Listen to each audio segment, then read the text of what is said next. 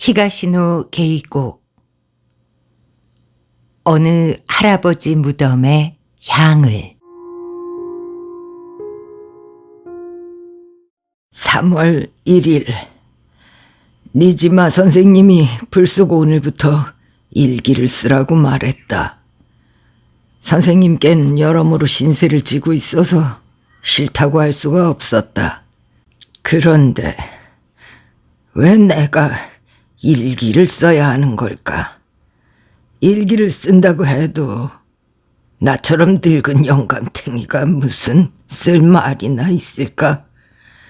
선생님이 두꺼운 일기장을 주었는데 과연 전부 쓸 때까지 내가 살아있기나 하려나. 하지만 여러모로 돌봐주신 선생님께 싫다고 할 수가 없어서 그러겠노라고 했다. 애당초 일기를 쓰는 건 생전 처음이다. 어떻게 써야 할지 전혀 모른다. 선생님에게 그렇게 말했더니 뭐든 좋으니까 그날 일어난 일을 전부 쓰라고 했다. 전부라니. 그날 일어난 일을 전부 기억할 수도 없다고 하니까 기억나는 것만이라도 쓰라고 했다. 그래서 이렇게 쓰고 있는데 오늘 어떤 일이 있었는지 하나도 기억이 나질 않는다. 아무 일도 없었던 것 같다. 기억이 나는 건 오직 오늘 병원에서 니지마 선생님으로부터 일기를 쓰라는 말을 들었다는 것뿐이다. 그건 이미 썼으니까 오늘은 이제 됐다. 오랜만에 펜을 들어서 그런지 손이 아프다. 이렇게 글을 많이 쓴 건 예전에 공장에 다닐 때 썼던 작업일지 이후 처음이다. 내일부터 매일 써야 한다고 생각하니 벌써부터 마음이 무겁다. 한자를 좀 섞어서 쓰고 싶은데 거의 생각이 나질 않는다. 예전에 알았던 한자도 생각나질 않는 거다. 하지만 선생님에게는 여러모로 신세를 진 만큼 싫다고 할 수가 없다. 3월 6일 오랜만에 일기를 쓴다. 며칠 전에 선생님에게 물었더니 매일 쓰지는 않아도 된다. 그냥 생각났을 때 쓰면 된다 해서 계속 쓰지 않고 뒤로 미뤘다.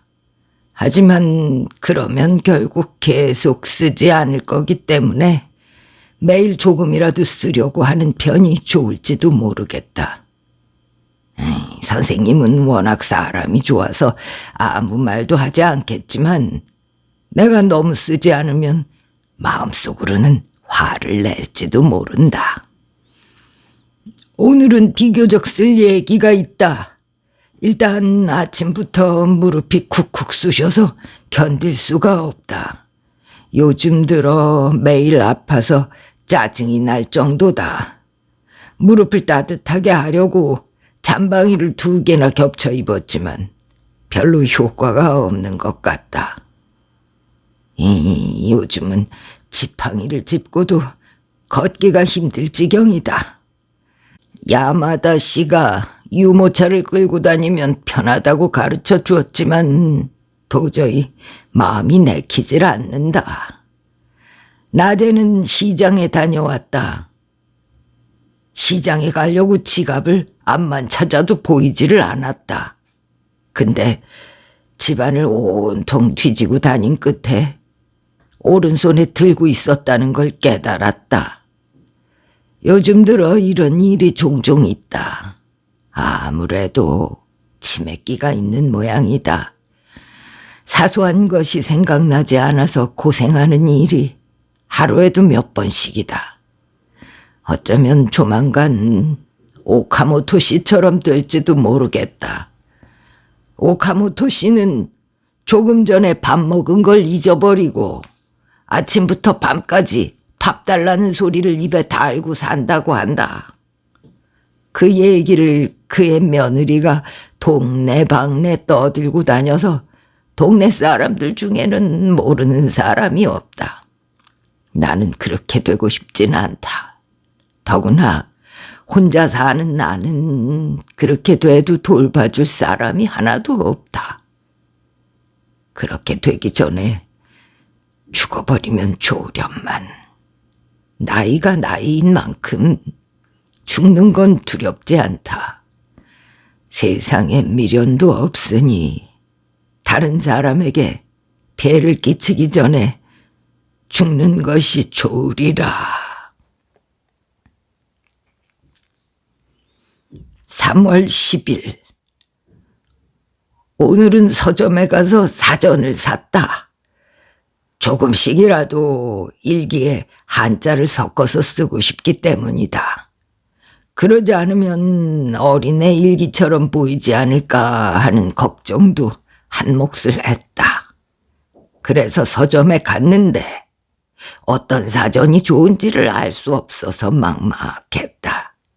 그때 서점 여직원이 뭘 찾느냐고 물어봐 사정을 설명했더니 이게 좋다고 하면서 빨간 표지의 사전을 하나 추천해 주었다. 글씨가 커서 보기 편하다는 것이다. 사전을 펼쳐보니 역시 그렇다. 돋보기를 썼더니 그런 대로 읽을만 하다. 나는 고맙다고 말하고 그 사전을 사가지고 집에 왔다. 그리고 지금 그 사전을 이용해서 일기를 쓰고 있다. 일일이 한자를 찾아보느라 시간이 많이 걸린다. 눈도 피곤하다. 오늘은 이쯤에서 그만 쓰고 싶다. 3월 11일. 오늘도 서점에 갔다. 어제 만난 여직원이 모르는 게 있다면 물으러 와도 좋다고 했기 때문이다. 나는 일기를 쓸 때 일일이 한자를 찾아서 쓰려니 힘이 든다고 어떻게 하면 좋겠는지 물어보았다. 그랬더니 그 여직원은 모든 글자를 한자로 고칠 필요는 없다. 꼭 한자로 써야 할 부분만 한자로 쓰면 된다. 이렇게 말해 주었다. 한자가 너무 많으면 오히려 읽기 힘들다는 거다. 그래서 오늘은 한자를 줄였는데 뭘 한자로 써야 하고 어떤 건 그냥 써야 하는 건지를 또 구분할 수가 없다. 익숙해지면 쉽게 판단할 수 있겠지만 역시 아직은 어렵다. 그나저나 그 여직원은 정말 착하고 친절하고 따뜻한 사람 같다. 내 아내도 착한 사람이었는데 어딘지 모르게 얼굴도 죽은 아내하고 닮은 것 같다. 이름을 물었더니 이노우의 지하루라고 가르쳐 주었다. 이름도 얼굴만큼이나 이쁘다. 목소리도 좋다. 만약 나에게 아들이 있다면 그녀를 며느리로 삼았으리라. 아니지. 내 아들과는 나이가 맞지 않겠군. 손자라면 또 모르지만. 그녀를 보고 나서 오랜만에 아내 생각을 했다. 아내에겐 내가 잘못을 많이 저질렀다. 우리 부부 사이는 나한테 문제가 있어서 애가 생기질 않았다. 부모님은 아내를 책망했지만 그건 아내 잘못이 아니었다. 그래도 아내는 말없이 시댁 식구들의 질책을 견뎌냈다. 저 세상에 가면 아내에게 무릎 꿇고 사죄하리라. 3월 13일. 어젯밤에 니지마 선생님이 전화를 걸어와서 내일 꼭 병원에 들르라고 했다. 요전 검사에서 무슨 좋지 않은 거라도 발견이 된 걸까? 전화를 끊고 나니 걱정이 됐다. 하지만 지금 걱정해봤자 아무 소용없는 일이겠지. 이렇게 오래 살았으니 언제든 죽으면 또 어떠랴. 뭐 그래도 어디가 나쁜지는 알아야겠기에 오늘 아침 병원에 갔다. 니지마 선생님은 요즘 내 몸 상태에 대해 이런저런 질문을 했다. 나는 뭐 그렇게 뜸들이지 말고 내 몸 어디가 나쁜지 말을 해달라고 했다. 차라리 확실하게 아는 편이 마음 편할 것 같았기 때문이다. 그러자 선생님은 무슨 말인지 모르겠다는 표정을 지은 뒤에 아니, 그게 아닙니다. 오늘 오시라고 한 건 부탁할 게 있기 때문입니다. 하고 말을 했다. 선생님처럼 훌륭하신 분이 나 같은 늙은이한테 무슨 부탁할 게 있다는 걸까? 선생님의 부탁은 실험에 협조해달라는 거였다.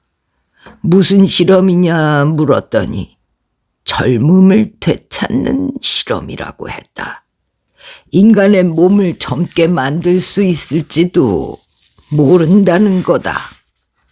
나는 깜짝 놀라서 그게 가능하냐고 물었다. 이론적으로는 얼마든지 가능하다고 선생님은 대답했다. 지금까지 했던 몇 번의 동물 실험에서 쥐가 젊어진 적이 있다고 한다. 단 계속 젊게 있을 수는 없고 어느 정도 시간이 지나면 다시 원래 상태로 돌아간다고 한다. 그래도 나는 믿을 수 없었다. 아무리 의학이 발달했다고 해도 그런 일은 있을 수 없다고 생각한 거다. 만약 그럴 수 있다면 매스컴에서 가만히 있을 리가 없지 않은가. 그랬더니 선생님은 이것은 비밀이고 학회에도 아직 발표하지 않았다고 말했다. 그러면서 나에게도 다른 곳에 가서 말해서는 안 된다고 했다. 말하지 말아달라고. 나는 원래 말도 많지 않고 아는 사람들도 없어서 여기저기 돌아다니며 떠드는 일은 없을 거라고 대답을 해줬다. 그리고 왜 나한테 부탁을 하느냐고 물었더니 내가 조건에 적합하기 때문이라고 했다. 비밀 실험인 만큼 아는 사람도 많지 않고 가족도 없는 사람이라야 좋다는 거다. 선생님은 또 병이 있는 사람보다 건강한 사람이 좋다고도 말했다. 그런 조건에 내가 딱 맞는다는 거다. 난 집에 가서 천천히 생각해 보겠다고 말하고 병원을 나섰다. 하지만 아무리 생각해 봐도 도저히 믿을 수 없는 얘기로 마치 꿈을 꾸는 듯한 기분이었다. 만약 정말로 젊어질 수 있다면 얼마나 좋을까. 짧은 기간일지도 모른다고 선생님은 말했지만 그래도 굉장한 일이 아닐 수 없다. 더 많은 걸 쓰고 싶지만 머릿속이 흥분으로 가득 차서 지금은 글을 더 쓸 수가 없다. 오늘은 이쯤에서 펜을 놓고 싶다. 이제 잠을 잘 시간이지만 이런 상태로는 잠들 수 없을지도 모른다. 3월 15일 니지마 선생님에게 실험을 돕겠다고 대답했다. 선생님은 몹시 기뻐하며 21일에 수술을 하고 싶다고 했고 나는 언제라도 좋다고 말했다. 선생님은 수술한 뒤에는 한동안 다른 사람을 만날 수 없으니까 만나고 싶은 사람이 있다면 지금 만나두라고 했다. 난 특별히 만나고 싶은 사람이 없다고 하니까 그럴 리가 있겠느냐고 천천히 생각하신 다음에 만나고 싶은 사람은 미리 만나 두십시오 하고 말을 했다. 집에 와서 다시 곰곰이 생각을 해봐도 역시 만나고 싶은 사람은 없다. 이웃들하고는 별로 친하지 않았고 친척들하고도 소식이 끊어진 지 오래다. 친구가 몇 명 있었지만 지금은 모두 세상을 떠났다. 내가 말을 나누는 사람은 니지마 선생님 정도다. 가끔 혼자 살던 노인이 죽은 지 며칠 만에 발견됐다는 뉴스가 나오곤 하는데 나도 그렇게 되는 건 아닐까. 우리 집에는 아무도 찾아오질 않으니까 어쩌면 죽은 지 2달은 지나야 발견될지도 모른다. 나를 발견하는 사람은 아마도 집주인 아들이겠지. 최근에는 그 녀석이 집세를 받으러 오니까 내가 죽은 걸 보면 그 녀석은 분명히 좋아서 펄쩍펄쩍 뛰어다닐 게다. 나를 이 집에서 쫓아내지 못해 아주 안달복달했으니까. 지금 갑자기 이누의 지하루가 생각났다. 그녀를 만날 수 없다고 생각하니 왠지 쓸쓸해졌다. 그래, 내일 서점에 가서 그녀를 만나고 오자. 친절히 대해준 보답으로 선물도 좀 하고 싶은데. 돈도 없지만 젊은 여자가 어떤 걸 좋아하는지 짐작도 되질 않는구나. 3월 16일. 오늘 낮에 이노우의 지하루를 만났다. 역 앞에서 찹쌀떡을 팔기에 그걸 사가지고 갔다. 기뻐하는 그녀의 모습을 보고 있으려니 내 입에서도 흐뭇한 웃음이 흘러나왔다. 내가 한동안 여기 올 수 없다고 말했더니 그녀는 왜 그러느냐고 물었다. 병원에 들어간다고 하니까 어디가 아프냐고. 아픈 데는 아무 데도 없지만 잠시 볼 일이 있다 했더니 걱정스러운 얼굴로 몸조심하라고 말해 주었다. 정말로 착한 사람이다. 서점에서 집으로 돌아오는 길에는 멍하니 상점가를 걸었다. 한동안 들르지 않았더니 모르는 가게가 많이 늘었다. 뭘 파는지 당최 알 수 없는 가게도 있었다. 모든 가게 안에는 젊은 사람들이 삼삼오오 모여 있다. 나 같은 늙은이가 들어갈 수 있는 가게는 어디에도 없는 거다. 밤에는 텔레비전을 켰다. 하지만 평소에 즐겨보는 칼싸움 드라마는 하지를 않고 그 대신 축구 중계를 했다. 요즘은 왜 이렇게 스포츠 중계가 많은지 모르겠다. 채널을 바꿔도 재밌는 프로그램이 하나도 없어서 난 텔레비전을 끄고 잠자리에 들었다. 3월 20일. 내일 수술을 받기 위해 오늘 입원했다. 수술이 어떻게 진행될지 몰라서 두려운 마음이 앞선다. 그런데 과연 정말로 젊어질 수 있을까? 니지마 선생님이 차근차근 설명해 주었지만 머리가 나빠서 그런지 절반도 이해할 수 없었다. 나는 그저 모든 걸 선생님에게 맡기겠다고 말했다. 선생님은 하나다 히로에라는 간호사를 소개해 주었다. 앞으로 나를 돌봐줄 전속 간호사라고 한다. 40대 중반 정도 착해 보이는 여자다. 필요한 게 있으면 뭐든지 말하라고 한다. 나는 입원이 길어지면 갈아입을 옷이 부족할지도 모른다고 말했다. 그랬더니 그녀는 어차피 시간이 지나면 가져온 옷은 입을 수 없을 거라고 대답을 했다. 옷이 몸에 맞지 않게 되는 거냐고 물었더니 그것도 그렇지만 겉으로 보기에 어울리지 않을 거라고 대답을 한다. 그게 무슨 뜻일까? 니지마 선생님이 일기를 계속 쓰고 있냐고 물었다. 내가 매일은 아니지만 가끔씩 꾸준히 쓰고 있다고 말하자 앞으로도 그렇게 해달라고 했다.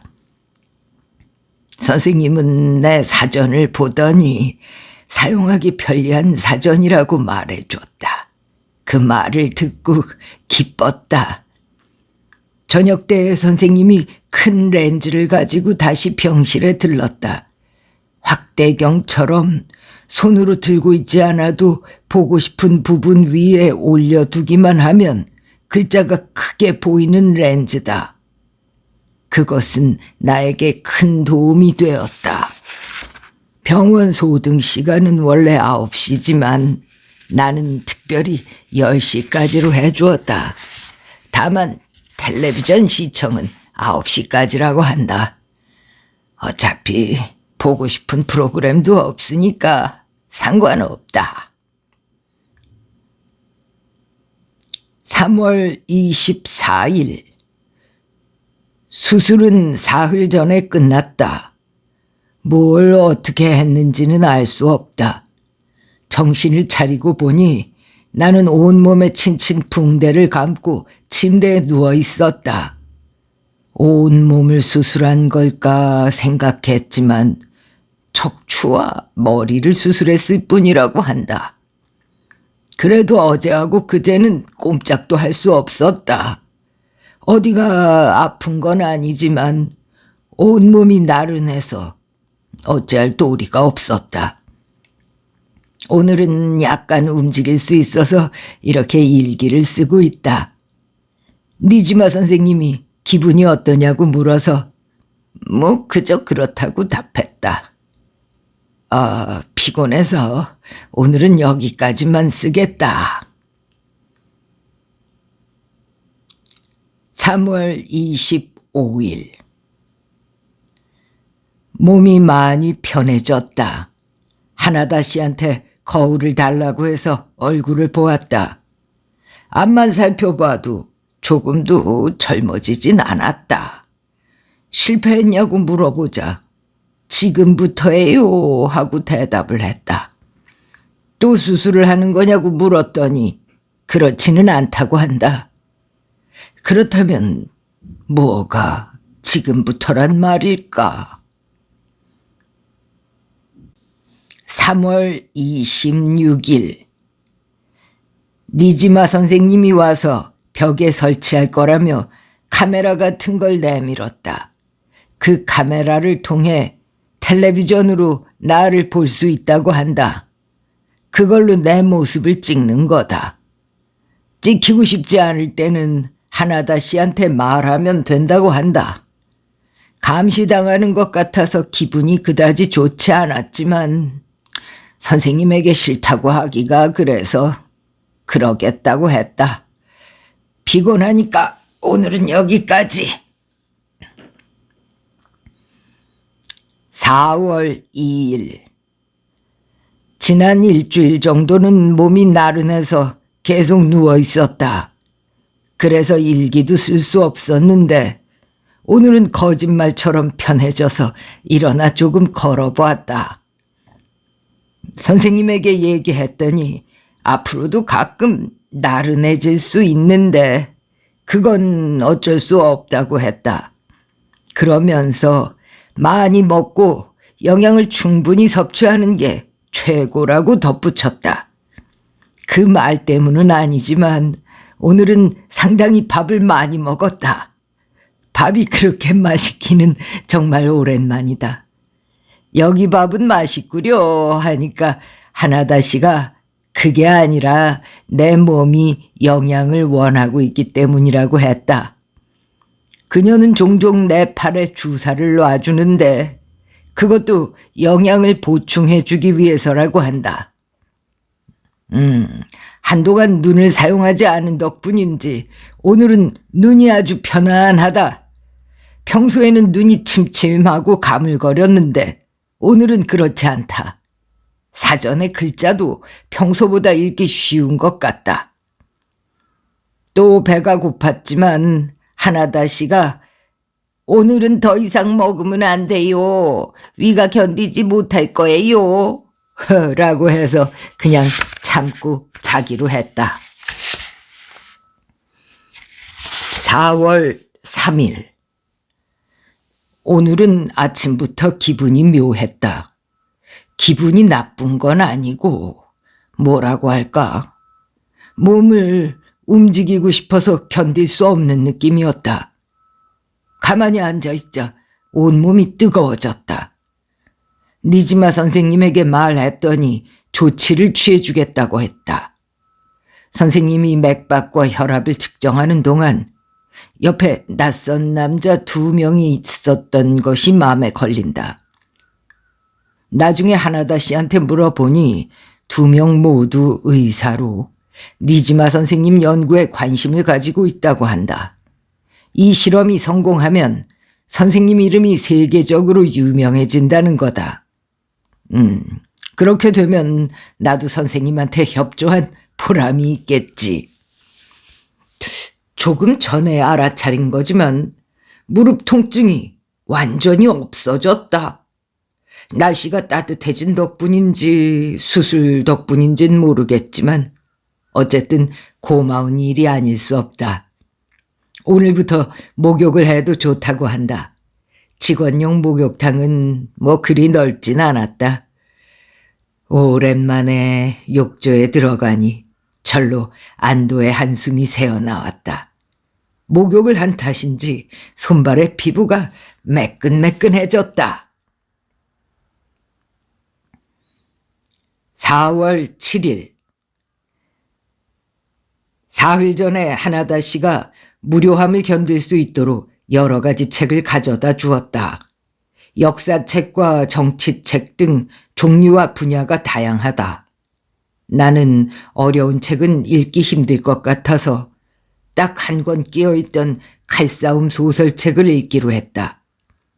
지금까지 소설을 읽은 적이 별로 없었는데 너무 재밌어서 두꺼운 소설을 거의 하루 만에 다 읽었다. 그래서 하나다 씨한테 또 그런 소설을 사달라고 부탁했는데 그때까지 기다릴 수가 없어서 그냥 다른 소설을 읽기 시작했다. 그건 현대소설이었다. 남자와 여자가 만나자마자 첫눈에 서로 반한다는 얘기였다. 처음에는 시시했지만 만나고 얼마 지나지 않아 남자와 여자가 그 행위를 하는 부분에서는 깜짝 놀랐다. 그런 장면이 몹시 선정적으로 쓰여져 있다. 그런 에로소설이 버젓이 나와 돌아다녀도 되는 걸까? 애초에 하나다 씨가 그런 책을 함께 가져온 것도 의외였다. 그 순간 머릿속에 이노우의 지하루가 떠올랐다. 그녀도 이런 책을 팔고 있을까? 아무리 직업이라고 해도 그렇게 순수한 여자한테 이런 책을 팔게 하는 건 문제가 있는 게 아닐까? 그 책을 읽는 사이에 내 몸이 이상해졌다. 품이 있는 말 표현은 잘 모르겠고 소설에 따르면 페니스가 선다라는 그런 의미겠지. 마지막으로 그렇게 됐던 게 언제인지 기억도 나질 않는다. 니지마 선생님에게 말할지 말지 망설였지만 역시 그만두기로 했다. 그나저나 소설가는 어쩌면 이렇게 글을 잘 쓸까? 나도 이렇게 쓸 수 있으면 얼마나 좋을까? 어제 선생님은 나를 처음 보는 곳으로 데려갔다. 거기엔 아무리 페달을 밟아도 앞으로 나아가지 않는 자전거라든지 철골을 조합한 것처럼 보이는 기계들이 놓여 있었다. 거기서 나는 여러 가지 운동을 했다. 체력을 측정하면서 내 몸을 단련하는 거라고 한다. 선생님은 운동하는 내 모습을 진지하게 지켜보며 기록을 재기도 했다. 앞으로는 매일 이렇게 해야 한다고 한다. 어젠 아무렇지도 않았는데 오늘 밤에는 몸이 여기저기 아파서 견딜 수 없었다. 나는 할 수 없이 하나다 씨에게 스포를 좀 해달라고 했다. 4월 9일. 니지마 선생님은 천재가 아닐까? 선생님 말씀은 거짓이 아니었다. 나는 분명히 젊어지고 있다. 오늘은 그걸 똑똑히 느낄 수 있었다. 목욕탕 거울 앞에 섰을 때 처음에는 딴 사람이 아닌가 생각했다. 자세히 쳐다본 다음에야 10년 전에 내가 틀림없다는 걸 확인했다. 대머리에 짧은 머리칼이 자라나고 몸에도 살이 많이 붙었다. 하나다 씨에게 말했더니 우리는 이미 느꼈어요. 이렇게 대답을 한다. 그러면서 지금의 내가 자신과 나이 차이가 별로 나지 않아 보인다고도 말했다. 그건 인사말에 불과하겠지만. 밤엔 텔레비전 소리가 몹시 크게 들려서 볼륨을 낮추었다. 지금까지는 알아듣기조차 힘들었는데 말이다. 그리고 어제부터는 돋보기도 거의 사용하지 않는다. 나는 니지마 선생님에게 고마워해야 한다. 선생님은 신이다. 4월 11일. 병원 창문 너머로 보이던 벚꽃이 완전히 사라졌다. 세월이 얼마나 빠른지 새삼스레 실감한다. 하나다 씨가 오늘은 이렇게 말했다. 하는구려라는 식의 노인네 같은 표현을 많이 쓰시는데요. 그건 이제 그만두시는 게 좋겠어요. 그런 표현이 지금의 내 외모와 맞지 않는다고 한다. 노인네가 아니라 중년 남자처럼 말하라는 거다. 중년 남자처럼 말해보려고 했더니 자꾸 혀가 꼬였다. 그녀는 그 밖에도 내 말투에 관해서 몇 가지 주의를 주었다. 내가 별 생각 없이 하는 말들이 노인네처럼 들린 모양이다. 난 일기에도 그렇게 쓰는 편이 좋겠냐고 물었다. 일기는 다른 사람한테 보여주는 게 아니니까 어느 쪽이라도 상관없지만 그래도 굳이 노인네처럼 쓸 필요는 없지 않겠느냐고 했다. 그리고 그녀는 일기 쓸 때 참고하라면서 책을 한 권 주었다. 유명한 작가가 쓴 에세이집이라고 한다.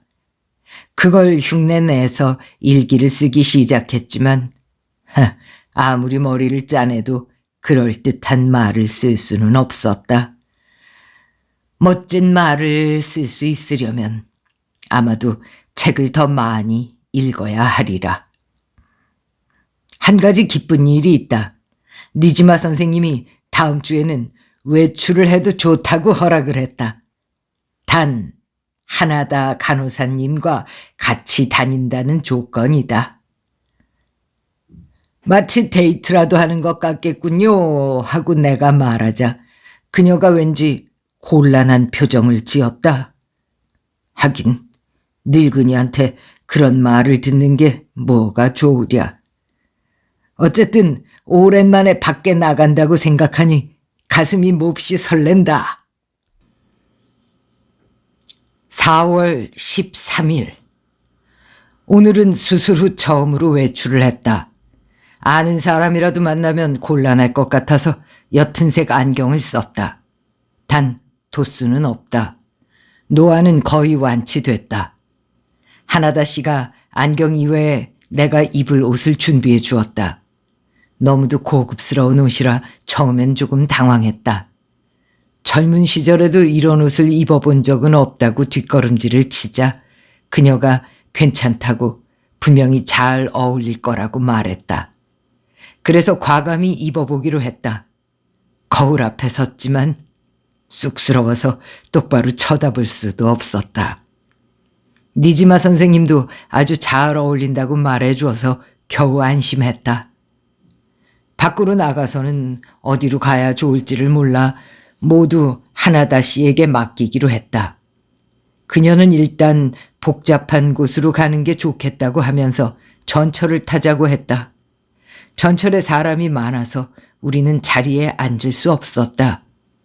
내가 노약자 보호석 앞에 서 있었지만 그곳에 앉아있는 젊은 사람은 자리를 양보해 주지 않았다. 내가 노인으로 보이지 않기 때문이라고 하나다 씨가 말했다. 사실 다리도 아프지 않았다. 역시 젊음을 되찾는 건 좋은 일이다. 우리가 도착한 곳은 사람들로 엄청나게 붐비는 곳이었다. 고급 브랜드 상점이 즐비한 거리도 있다. 난 하나다 씨와 나란히 그 거리를 걸었다.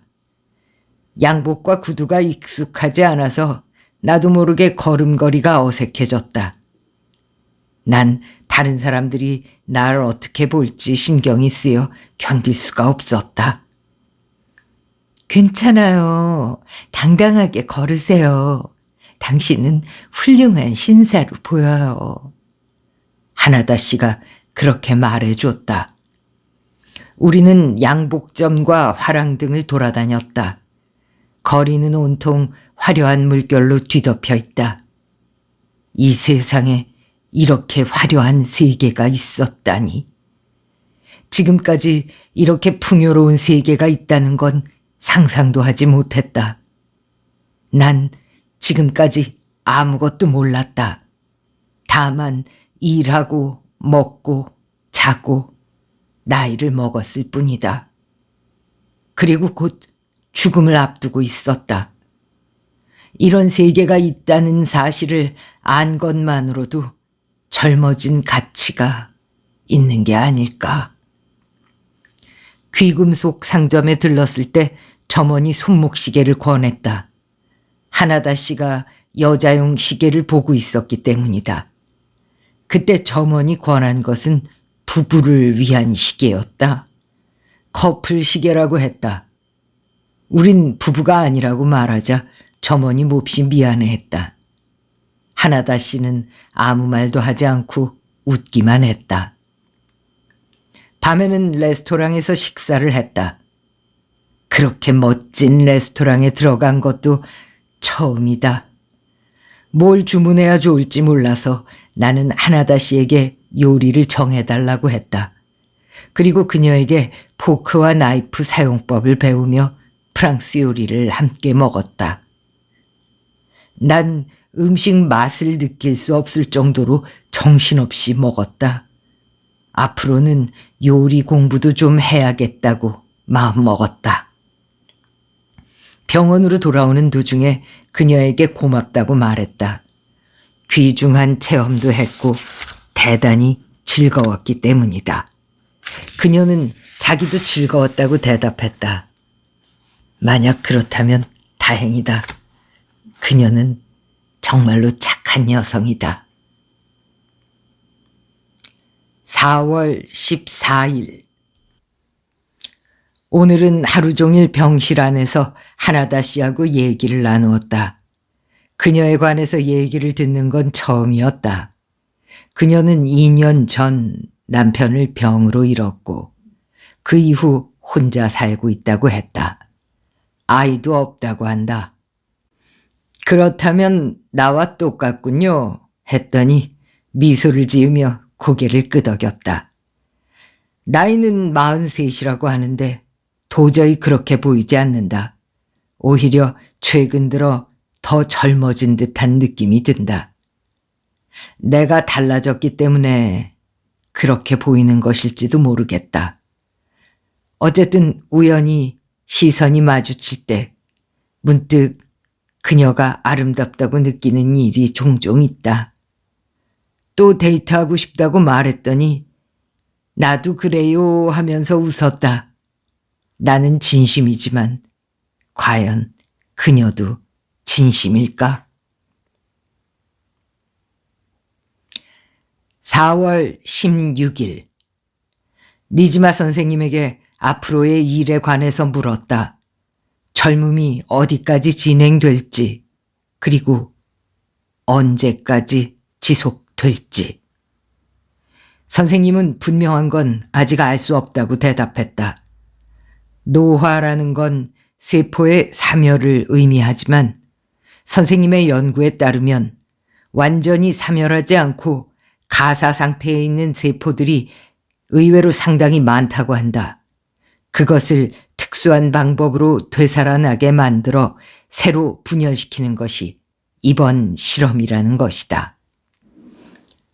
그래서 젊어진다고 해도 시간을 한없이 거슬러 올라가는 게 아니라 노화가 시작되는 시점까지만 돌아가는 거라고 했다. 그래도 굉장하지 않은가? 인간의 노화는 20살 즈음부터 시작되니까 그 시절까지 돌아갈 수 있다는 거다. 단, 이건 어디까지나 이론이기 때문에 꼭 보장할 수 있는 건 아니고 현 시점에서 그대로 젊음이 멈출 가능성도 있다고 한다. 그래도 상관없다. 나는 지금의 육체를 손에 넣은 것만으로도 충분히 만족한다. 중요한 건 지금의 이런 상태가 얼마나 지속되느냐는 거다. 실험용 쥐의 경우 한두 달 만에 원래대로 돌아갔다고 한다. 하지만 이것이 사람에게도 해당될지 어떨진 아직 알 수 없다. 영원히 돌아가지 않을 가능성도 있습니까? 라고 묻자 니즈마 선생님은 물론 있습니다. 그게 가장 이상적이지요. 이렇게 대답을 했다. 치아 검사를 받았다. 잇몸이 두터워지고 있다고 했다. 치아는 예전에도 튼튼했었는데 최근 들어 더 단단해진 것 같다. 4월 19일 며칠 전부터 이 일기의 의미를 생각했다. 니즈마 선생님이 나에게 일기를 쓰라고 한 건 정신 상태의 변화를 기록하고 싶었기 때문이리라. 그렇다면 이 일기는 언젠가 다른 사람이 볼 운명에 처해 있는 게 아닌가. 그렇게 생각하니 마음을 솔직하게 털어놓을 수 없을 것 같다. 니즈마 선생님에게 말하자 선생님은 일기를 다른 사람에게 보여줄 생각은 없다고 대답했다. 일기를 쓰라고 한 건 나 자신이 귀중한 시간 동안의 정신 상태를 기억하기 바라기 때문이라고 한다. 만약 실험이 끝난 다음에 선생님이 나에게 어떤 질문을 했는데 내가 완전히 잊어버려 대답할 수 없다면 이번 실험이 아무 의미가 없어진다는 거다. 나는 정말로 보지 않는 거죠? 라고 다시 한번 못을 박았다. 선생님은 절대 보지 않겠다고 단언했다. 내가 그 점에 집착하는 건 이 얘기를 써야 할지 말아야 할지 망설이고 있기 때문이다. 하지만 선생님의 약속을 믿고 쓰기로 결심했다. 어제 있었던 일이다. 나는 어제 또 하나다 씨와 둘이서 외출을 했다. 그리고 예전과 마찬가지로 거리를 돌아다니고 식사를 했다. 하지만 그 이후에 일어난 일은 지난번과 전혀 달랐다. 내가 그녀에게 호텔로 가자고 한 거다. 좀 더 그럴듯하게 분위기를 잡고 싶었지만 여자를 모르는 나는 그렇게 말하는 게 고작이었다. 그녀가 승낙해 주리라는 근거는 전혀 없었다. 어쩌면 화를 낼지도 모른다고 생각했다. 하지만 그녀는 작은 목소리로 그러면 방을 예약해두는 편이 좋겠군요. 라고 말했다. 그게 승낙의 의미라는 걸 난 한동안 깨닫지도 못했다. 아무리 선생님이 보지 않는다고 해도 호텔 안에서 벌어진 일들에 대해서 쓸 수는 없다. 어쨌든 나는 꿈을 꾸는 듯한 심정이었다. 수십 년 만의 꿈이라고 할까. 과장이 아니라 이대로 죽어도 좋다고 생각했을 정도였다. 그런데 일이 끝난 후 그녀는 이걸 처음이자 마지막으로 하자고 했다. 난 그 이유를 물어봤다. 사실은 내가 노인이기 때문에 그러는 거냐고. 그녀는 고개를 흔들며 그 반대라고 말했다. 나는 앞으로 더 젊어질 테고 그러면 자신이 평범한 중년 여자로밖에 보이지 않을 거라고. 그렇지 않아요. 아무리 육체가 젊어져도 당신에 대한 마음은 변하지 않을 겁니다. 내가 그렇게 말했다. 그러자 그녀는 그런 장담은 하지 않는 편이 좋다고 하면서 조용히 미소를 지었다. 난 답답해서 견딜 수가 없었다. 어떻게 하면 내 마음을 그녀에게 전할 수가 있을까? 4월 21일. 하나다 씨가 나를 피하는 것 같다. 볼 일이 있을 때가 아니면 병실에 들어오지 않고 들어올 때는 항상 니지마 선생님과 함께다. 나하고 시선을 마주치려고도 하지 않는다. 선생님은 내 신체 나이가 30대 초반이 됐다고 하면서 다시 이발소에 다녀오는 게 좋겠다고 권했다. 내 머리에 새카만 머리카락이 자라고 있다. 눈대중으로 봐도 10cm는 넘는 것 같다. 4월 24일. 신체 나이가 20대로 접어들었다. 운동의 성과도 나타나서 옷을 벗으면 몸 여기저기에 근육이 붙은 걸 볼 수 있다. 특히 가슴 근육이 눈에 띈다.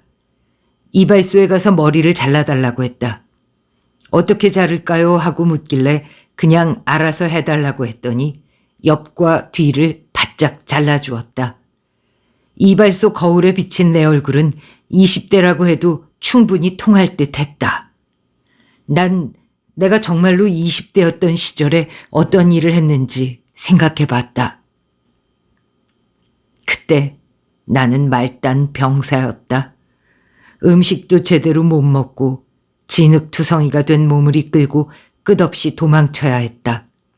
화약 냄새, 상관의 고함 소리.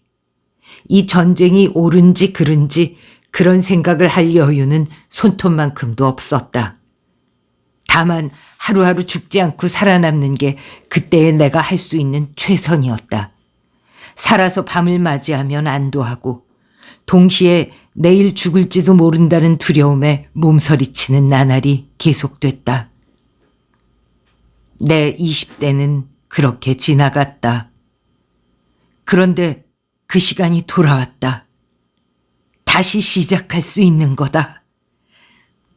이발소에서 나온 후 문득 생각이 나서 집 쪽으로 발길을 돌렸다. 그리고 할 일 없는 사람처럼 어슬렁어슬렁 상점가를 돌아다녔다. 내가 그 늙고 초라한 노인네라는 사실을 간파해내는 사람은 아무도 없으리라고 생각했기 때문이다. 발길을 멈추자 눈앞에 서점이 있었다. 난 안쪽으로 시선을 돌렸다. 이노우의 지하루가 책을 옮기는 게 보였다. 그녀도 날 봤지만 알아보지는 못하는 것 같았다. 난 황급히 그 자리를 떠나 병원으로 돌아왔다. 이런 모습으로 그녀에게 다가갈 순 없다. 병실에 들어서니 하나다 씨가 내 침대 시트를 바꾸고 있었다. 그녀는 내 머리를 보고 잘 어울린다고 말해주었다. 하지만 그것뿐이다. 그 말을 남기고 그녀는 도망치듯 병실에서 나가려고 했다. 난 잠시만 기다려달라고 하면서 팔을 내밀어 그녀의 오른손을 잡았다. 다음 순간 뭐라고 형용할 수 없는 꺼림칙한 느낌이 나의 뇌리를 가로질렀다. 그녀가 그걸 알아차렸는지 어떤지는 분명하지 않다. 그녀는 다만 다정한 손길로 내 손을 떼어내더니 잠자코 병실에서 나갔다. 그녀의 손을 잡았을 때 세상 풍파에 시달린 여자의 손이라는 느낌이 들었다. 얼마 전 젊다고 느꼈던 그녀의 피부에 오늘은 불만을 느낀 거다. 그녀가 전에 했던 말이 이런 뜻이었던 걸까? 이럴 리가 없다고 여기면서도 부정하지 못하는 나 자신에게 분노가 치밀었다. 4월 25일. 나는 최악의 남자다. 하나다 씨와 사랑을 나누고 일주일밖에 지나지 않았는데 순식간에 그녀에 대한 애정이 식은 걸 스스로도 느낄 수 있었다. 오늘 그녀가 니지마 선생님하고 같이 나타났을 때 얼굴의 잔주름과 늘어진 피부가 눈에 거슬렸다. 며칠 사이에 왜 저렇게 늙은 걸까? 초조함을 닮은 기묘한 감정이 내 마음을 안타깝게 만들었다. 그녀에 대한 애정이 식어감에 따라서 다른 여성에 대한 애정이 강해지는 걸 나는 인정할 수밖에 없었다. 그 여성이란 두말할 필요도 없이 이노우의 지하루다. 어제 언뜻 봤을 뿐인데 가슴에 새겨진 그녀의 모습이 사라지질 않는다. 난 지금 간절히 바라고 있다. 그녀를 만나고 싶다. 그녀의 목소리를 듣고 싶다. 그녀의 얘기를 듣고 싶다. 그녀의 웃는 얼굴을 보고 싶다. 거울 앞에 서서 지금의 내 모습을 바라보았다. 그녀의 눈엔 내가 몇 살로 보일까? 20대 후반일까? 30대 초반일까? 어느 쪽이든 내가 그 대머리 할아버지란 건 알 수 없을 거다. 그렇다면 딴 사람인 척하면서 다가가면 되지 않을까? 좀 더 젊어지면 그녀를 만나러 가기로 마음먹었다. 그렇게 생각하자 구름이라도 탄 것처럼 기분이 좋았다. 어떻게 접근할까? 무슨 얘기를 할까? 머릿속에 그녀에 대한 생각이 끊이질 않는다. 나는 하나다 씨와 있었던 일은 잊기로 했다.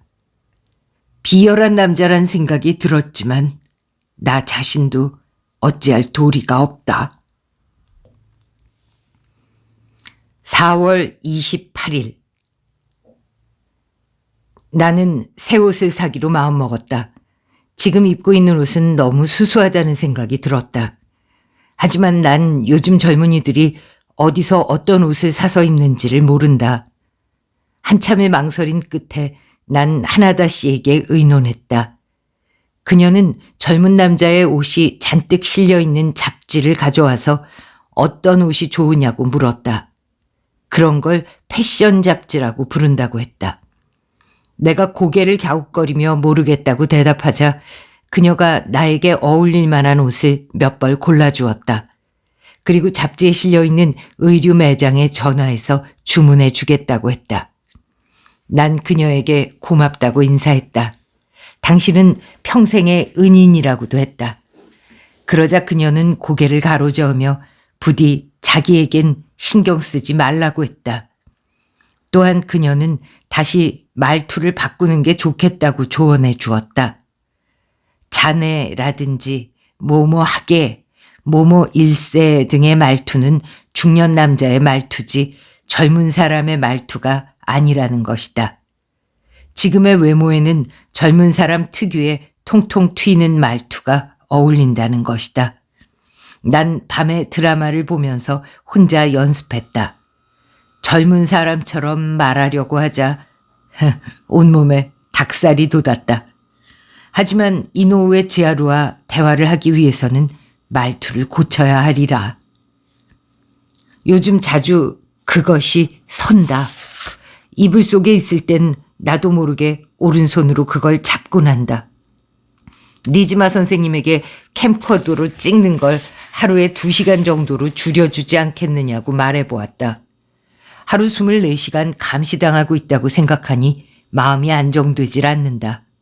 선생님은 검토해보겠다고 대답했다. 4월 30일. 오늘은 역사적인 하루였다. 아마 오늘 있었던 일은 평생 잊을 수 없으리라.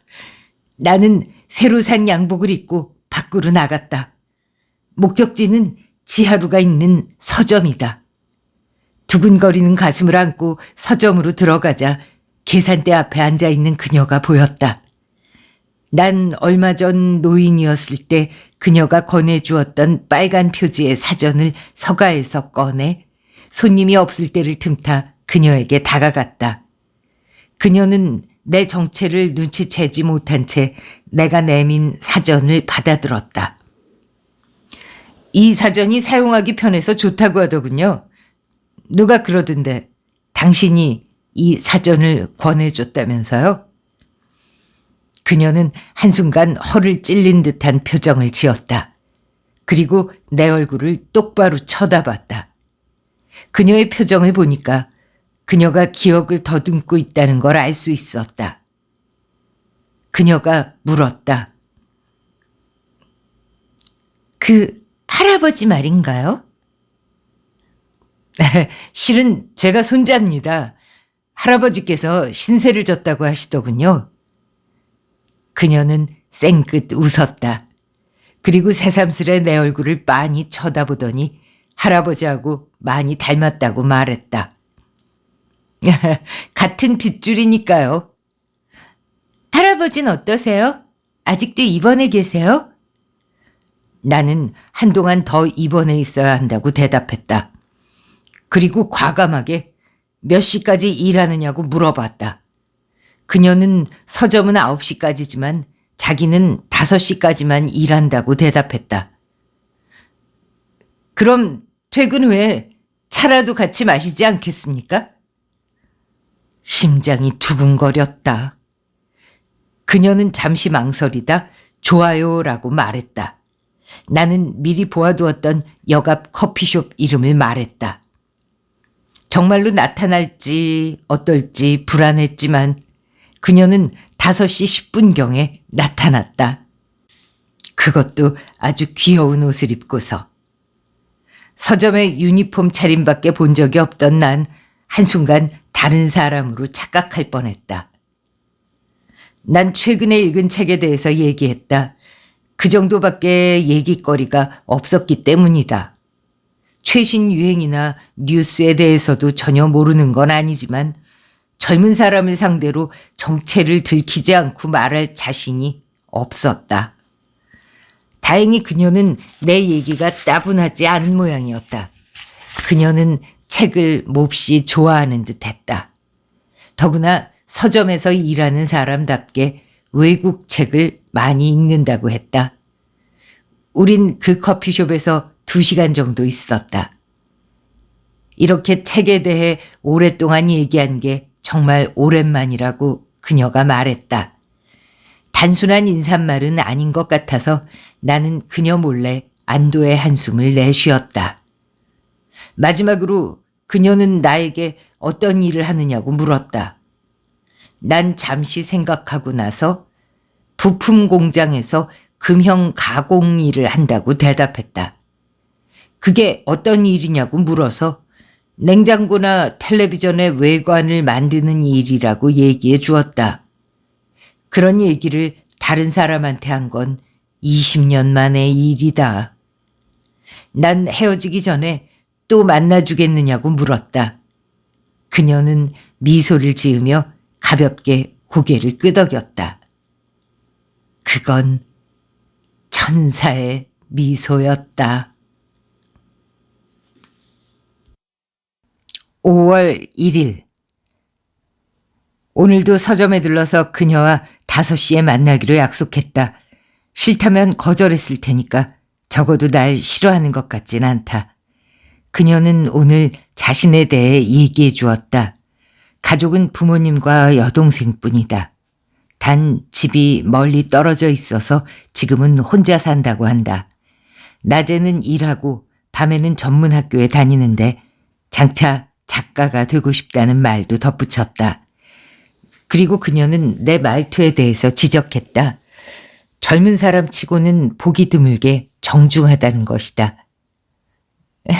저까지 정중하게 말해야 할 것 같아서 저도 모르게 긴장돼요.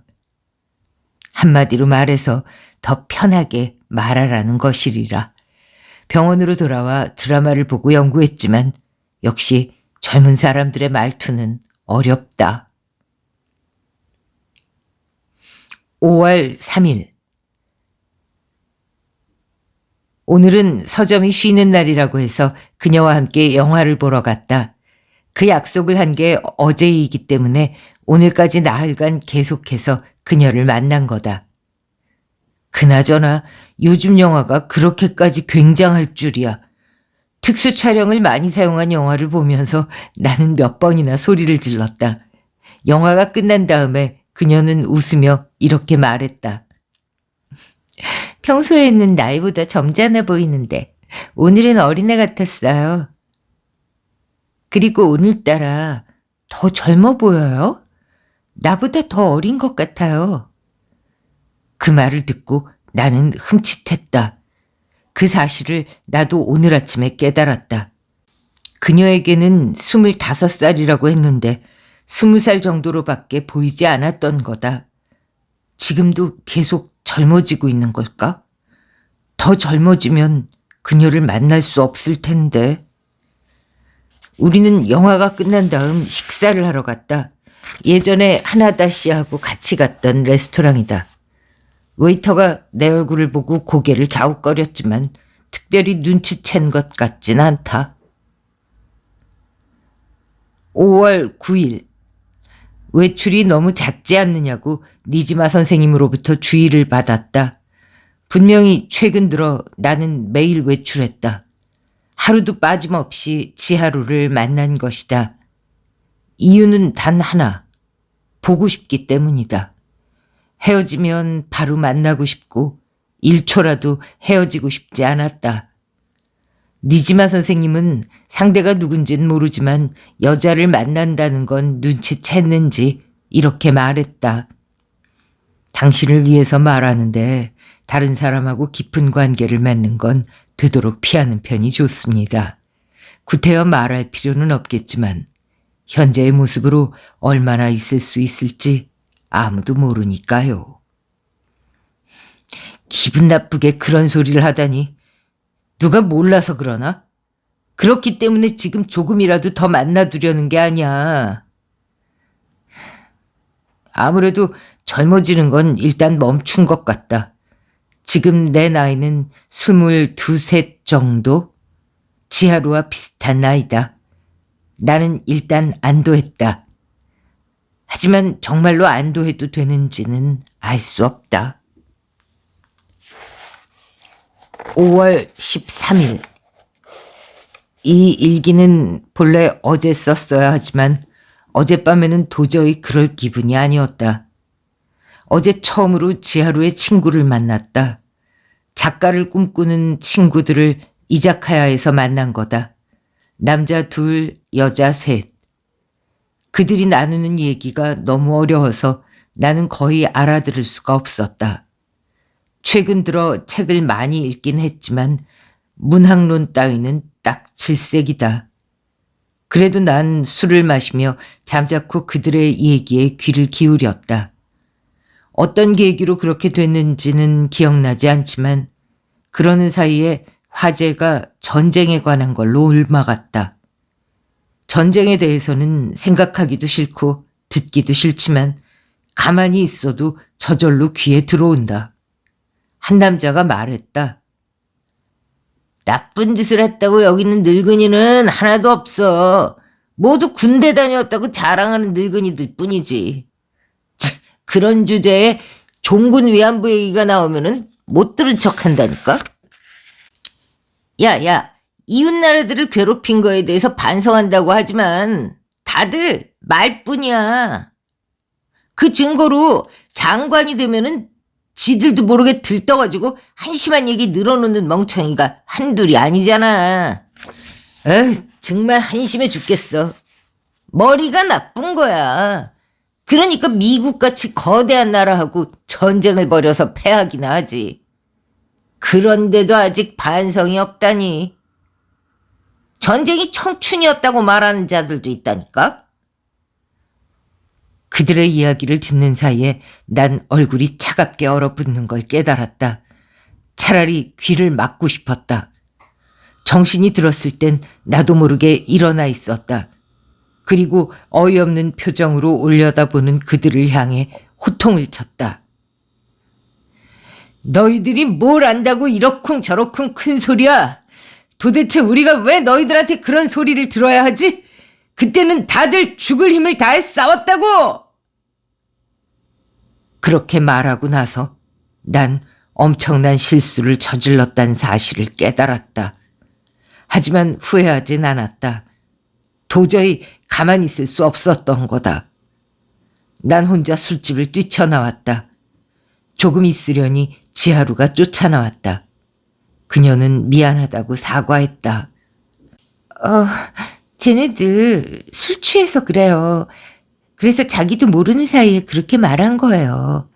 당신이 얼마나 할아버지를 좋아하는지 잊어버리고 그 사람들을 말리지 못하다니 내가 미안해요. 그녀는 내가 할아버지를 위해 화를 냈다고 해석한 것 같았다. 난 하늘을 올려다보았다. 구름이 끼어 별은 보이지 않았다. 나는 말했다. 구름 낀 날에는 얼마나 겁을 먹고 벌벌 떨었는지 알아? 구름이 끼면 적의 B-29가 보이지 않거든. 잿빛 하늘 너머에서 신음하는 듯한 소리만 가까이 다가오지. 이윽고 날카로운 금속성 소리가 들려. 끼익 하는 소리가. 그리고 조금 뒤에는 파방! 그런 다음에야 어디가 당했는지 알 수 있지. 녀석들 말이 맞아. 애당초 승세는 눈꽃만큼도 없었어. 하지만 그런 상황에서 말단 병사들이 대체 뭘 할 수 있었겠어? 할아버지께서 그렇게 말씀하셨어요? 병실에 돌아와서 나는 세수를 했다. 눈 밑에 가느다란 주름이 생긴 걸 발견했다. 5월 17일. 최근 며칠 동안 일어난 일에 대해 쓰려고 한다. 그동안 많은 일들이 일어났지만 여기에 쓸지 말지 결심이 서지 않았다. 니지마 선생님은 이 일기장을 보지 않겠다고 약속했지만 지금의 나는 그 말을 믿지 않는다. 연구자로서 이 일기장을 보지 않을 리가 없다. 그래도 내가 계속 쓰는 건 어떤 형태로든 두 번째 인생을 기록해두고 싶기 때문이다.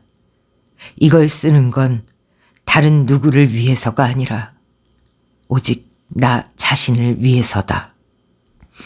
결론부터 말하자면 노화는 확실히 그리고 엄청나게 빠른 속도로 진행되고 있다. 수십 년 전에 체험했을 때와 마찬가지로 제일 먼저 노화가 나타난 곳은 앞머리다. 굵고 단단한 머리카락이 줄고 가늘고 약한 머리카락이 늘어났다. 아직 머리카락으로 가까스로 가리고 있지만 언젠가 앞머리부터 조금씩 벗겨질 거다. 피부에도 탄력이 없어지고 있다. 눈꺼풀이 늘어지고 눈가의 주름도 깊어졌다. 지금의 얼굴은 아무리 봐도 20대 초반의 얼굴이 아니다. 그저께 나는 집에 다녀왔다. 청소를 하기 위해서였다. 나는 조만간 지하루를 만날 수 없다는 사실을 깨닫고 청춘의 추억으로 그녀를 집에 초대해서 안아보기로 결심했다. 내가 살던 다가구 주택은 조금도 달라지지 않았다. 계단의 녹슨 난간도 여기저기 갈라진 벽도 그대로였다. 그리고 내 방도 노인이었던 내가 병원에 입원하기 직전과 똑같았다. 겨우 2달이 지났을 뿐인데 꼭 수십 년 만에 찾아온 듯한 심정이다. 벗어놓은 잠방이를 보고는 내가 이런 걸 입었었구나 생각했고, 방에 달라붙은 노인 특유의 냄새를 맡고는 이게 내 냄새였구나 하고 생각했다. 그게 저주스럽기도 했지만 마음 한쪽 구석에서는 아련한 그리움이 느껴지기도 했다. 나는 언젠가 여기로 돌아오리라는 걸 재확인했다. 그 고독했던 노인으로 돌아가는 거다. 구부정한 허리, 검버섯 투성이의 피부, 늙고 초라한 손발, 그리고 추운 날 아침에는 무릎이 시릴 것임이 틀림없다. 나는 결국 방을 청소하지 않고 집에서 나왔다. 그때 이웃에 사는 오카모토 씨가 앞에서 걸어왔다. 그는 유모차를 밀면서 타박타박 걷고 있다. 나를 봐도 표정이 전혀 달라지지 않는다. 내가 젊어졌기 때문이 아니라 그의 눈에는 먼 곳의 경치밖에 들어오지 않기 때문이다. 그의 초라한 모습이 한순간 내 모습과 겹쳐져 보였다. 그리고 어제 나는 지하루에게 이별을 고했다. 노화를 들키지 않도록 어두컴컴한 커피숍 한쪽 구석에서 만나 직장 관계로 멀리 가야 한다고 말하자 그녀는 슬픈 표정을 지었다. 하지만 다시 돌아올 거잖아요. 나는 언젠가는 이라고 대답하고 이렇게 덧붙였다. 내 대신 할아버지가 당신을 만나러 갈지도 몰라. 퇴원하세요? 이제 곧. 그때도 할아버지한테 다정하게 대해줄 거지? 물론이에요. 병원으로 돌아가자 하나다 씨가 병실에서 기다리고 있었다. 창가에 있는 꽃병에 새하얀 장미 한 송이가 꽂혀 있었다. 마치 무슨 일이 있었는지 아는 것처럼 그녀는 나를 꼭 껴안아 주었다. 나는 그녀의 가슴에 얼굴을 묻고 엉엉 목 놓아 울었다. 5월 20일 니즈마 선생님께 부탁해서 집으로 돌아갔다.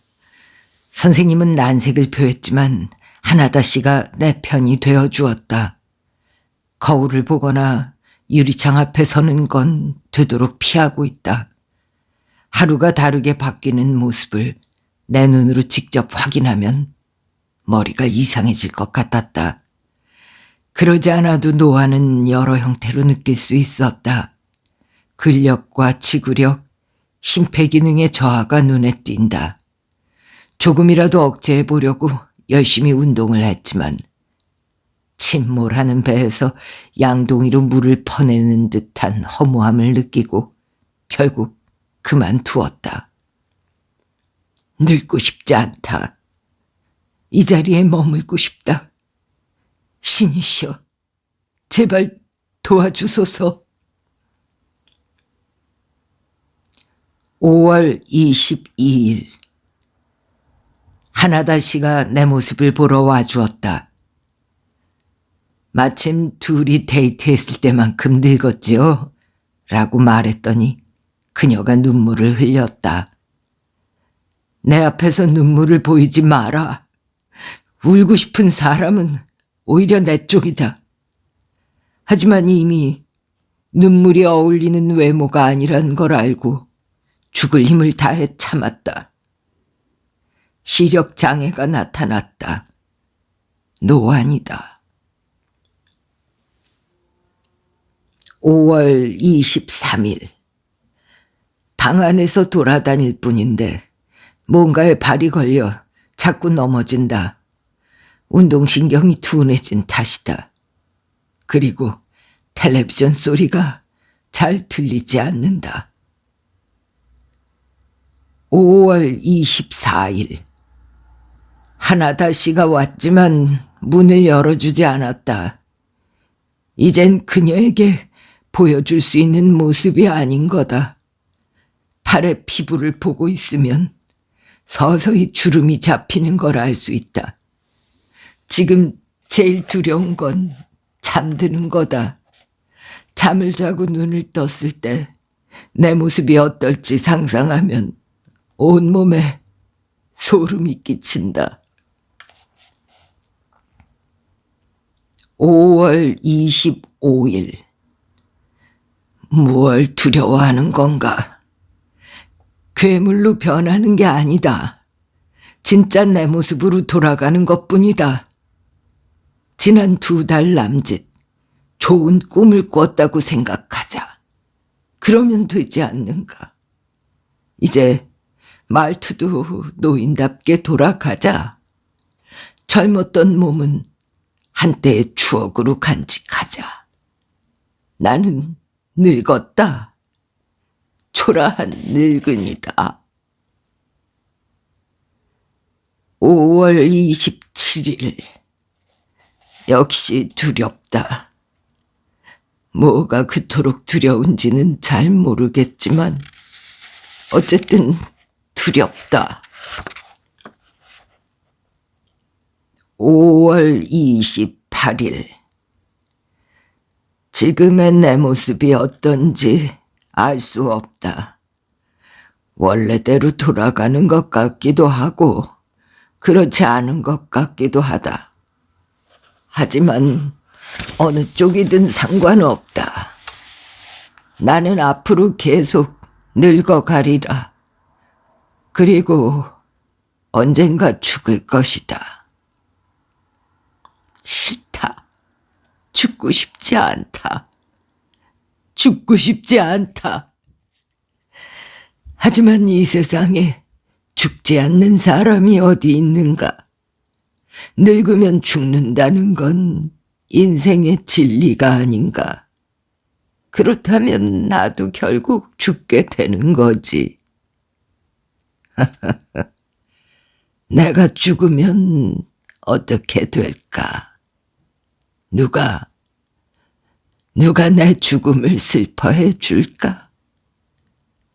누가 내 무덤에 향을 피워줄까?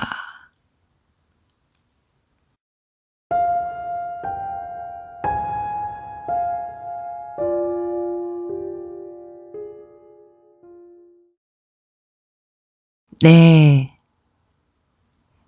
엘저넌에게 꽃을 이라는 책은 지적 능력이 떨어지고 발달장애와 약간의 정신질환이 있는 청년이죠. 수술을 통해서 지능이 높아져서 정상인처럼 되었다가 나중에는 일반인의 범주에서는 상상조차 하기 힘든 천재가 되지요. 그랬다가 이제 그 사실을 막 즐기고 느끼고 그 표현력이 엄청나게 변화합니다. 처음에는 말도 잘 못하는 어눌한 사람이었다가 그래서 정말 아무도 생각해내지 못하는 것들을 생각해내고 느끼고 놀라운 그런 면모를 보이다가 다시 원래로 돌아갑니다. 그래서 다시 지능이 낮은 그 청년으로 되돌아오지만 하지만 뭐 숫자상의 IQ는 똑같아졌는지 모르겠습니다만 처음과 그 뒤에 주인공 청년은 분명 다른 사람이겠지요. 엘저너는 그 청년의 이름이 아니라 실험쥐의 이름입니다. 쥐에게 먼저 실험을 하고 그 다음에 이제 이 주인공 청년에게 그런 실험을 했던 거거든요. 그리고 이 일기, 청년의 일기로 만들어진 책이었고요. 근데 히가시노 게이고가 그 작품을 완벽하게 그 노인이 젊어지는 걸로 이렇게 비틀어가지고 패러디 했다고 해야 되나요? 갖다 바친 거죠. 헌사를 했는데 정말 너무 잘 썼다라는 생각이 들었고요. 와, 이 작가는 정말 존경하지 않을 수 없다. 그런 생각을 했습니다. 네. 여러분은 어떠셨는지요? 댓글을 남겨주시면 알고리즘이 기뻐하고 저는 더 기뻐합니다. 좋아요, 구독, 댓글, 알림 설정, 공유, 하이프 한 얘기 또 하고 있지 않나요? 쿠팡 쇼핑 네 부탁드리면서 물러가겠습니다. 감사합니다.